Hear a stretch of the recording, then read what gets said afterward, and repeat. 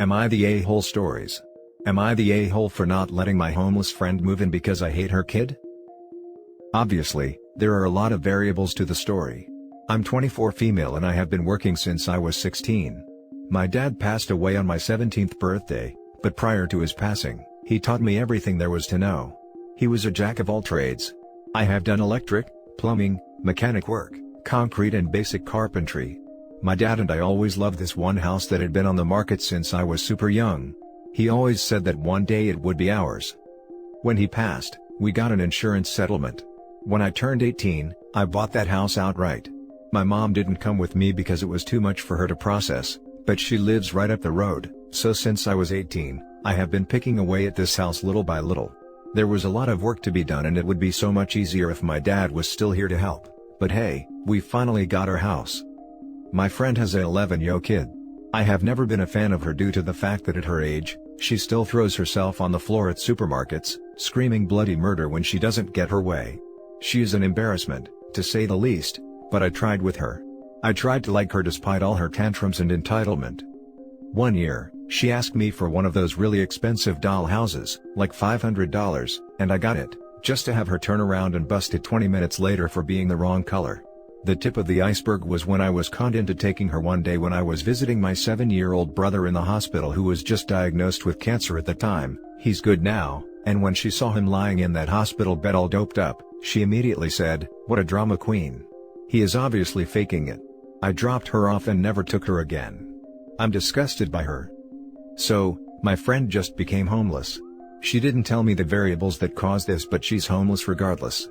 She calls me up and asks if her and her kid can come live with me for a while. I didn't mean for it to come off as harsh as it did, but my response was, nope.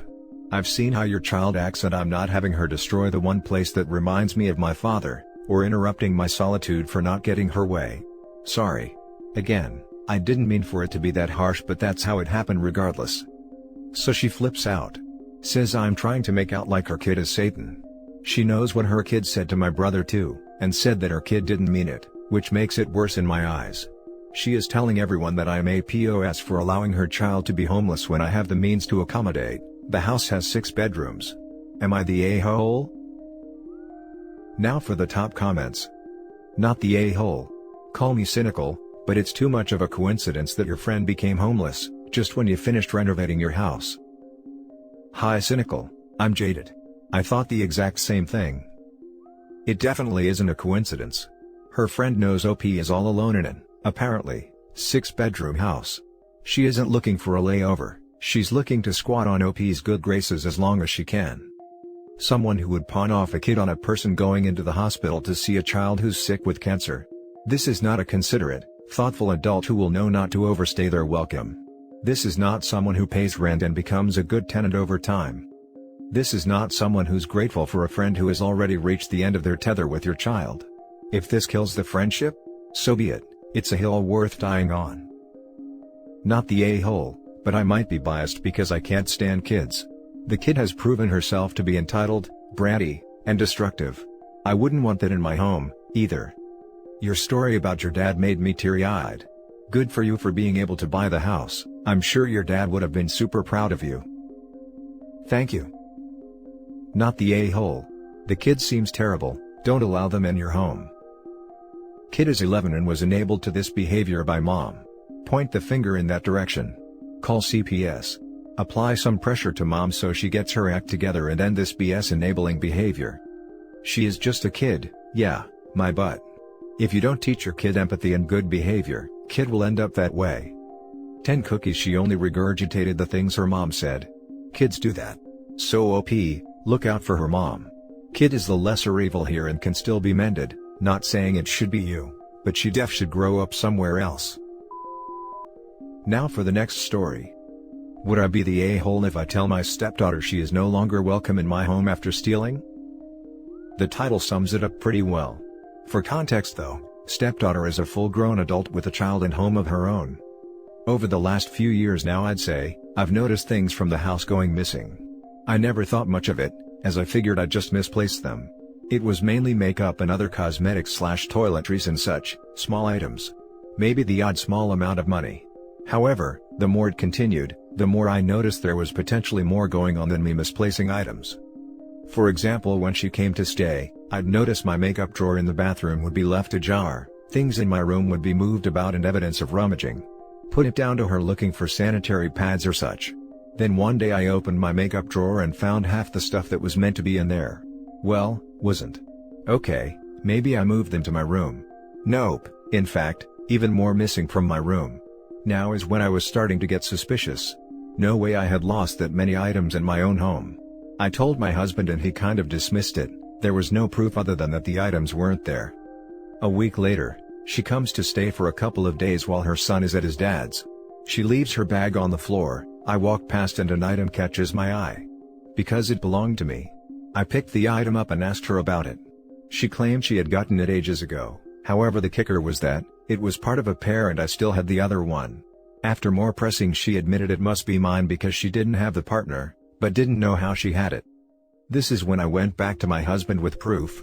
However, he dismissed again, saying it was only one item and she could have picked it up by mistake. From a closed drawer? Good one. I was frustrated but didn't want to cause a fight, so just told her to not touch anything that wasn't hers, but made it clear to my husband I didn't trust her. However, the more time has passed, the lack of trust has just increased, to the point where when I was organizing things in the bathroom the other day, I genuinely thought to myself, I can't have this here, or I'll never see it again. Now with the prospect of restrictions easing here, there's probably going to come a time she asks to stay again. Will I be the a-hole if I tell my husband she isn't welcome to stay for a while as I don't trust her in our home? Not the a-hole. You need to protect your belongings, but it doesn't sound like your husband is on your side, so he'll treat you like you're the a-hole. Yeah, this is my issue. I'll just have the two of them saying I'm an a-hole, like I'm expected to be okay with my stuff getting taken cause she wants it? I don't go to work every day so she can benefit. This is why God invented those sleek, go in any room, link to your smartphone, modern security cameras. Either that or get a dresser with enough locked drawers to keep everything in them and laugh at her and daddy's excuses about how insulting it is. Not the a-hole. Not the a-hole. The way I see it, you have two options: 1, nail everything down.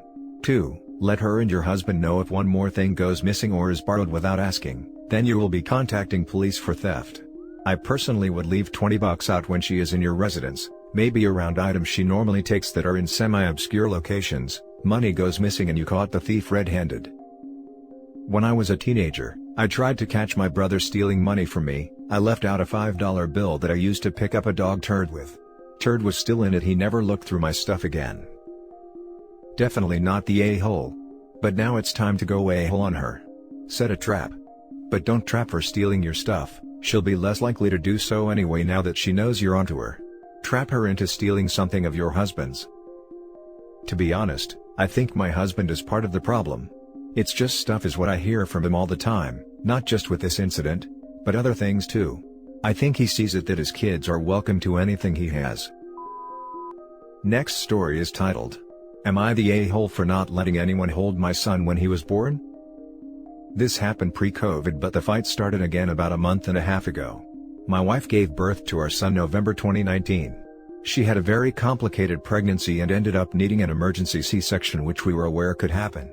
We had talked about it for a while and she admitted hating the thought she would be the last to hold our son. So when he was born and she was still unconscious, I did not allow anyone in our families to hold him, or even meet him really. They saw me, but that was about it. She was unconscious for 4 days, but thankfully recovered and was able to meet and hold our son. It was about a day after that everyone else got to meet and hold him for the first time. Our families were upset but nothing really kicked off, except for my mom and sister who were kinda pushy about it. Then around January we had an incident.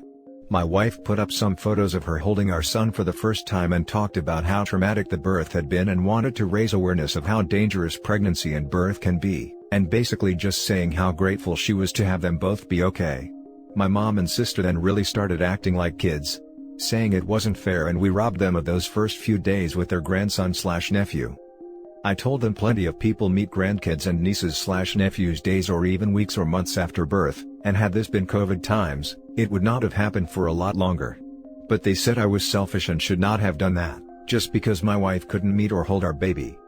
I am only conflicted on this because someone else suggested I robbed my son of having more interaction early on, and I should have thought of him over my wife's feelings on the whole thing, and while most of me is screaming hell no, I wanted to see what a bunch of internet strangers would think.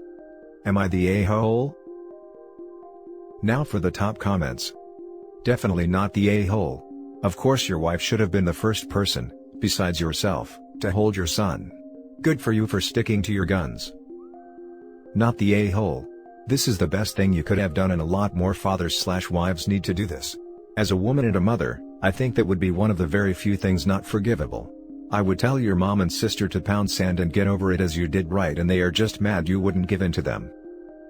Anyone who whines it's not fair needs to be shut down and then ignored. What a bunch of turds. Not the a-hole. Not the a-hole. What? Your mother and sister need to check themselves.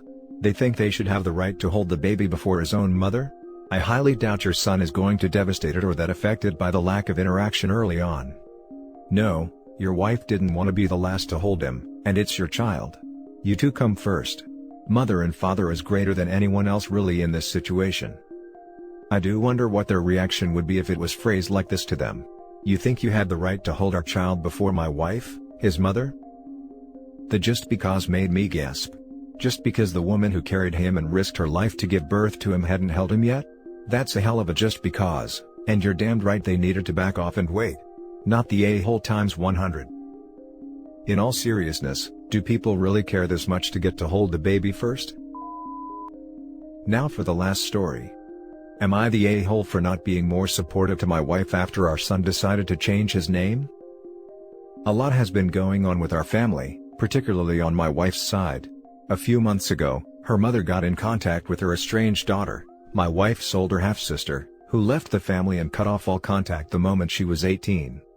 To make a long story short, some very dark things were revealed about my wife's late father that her mom hid from the family that involved her sister, and that's why she took off. The whole family knows now, and I've been trying to be there for my wife as she processed this shocking news. The thing is, our son who's 16 found out from his cousins, and he's disgusted by it.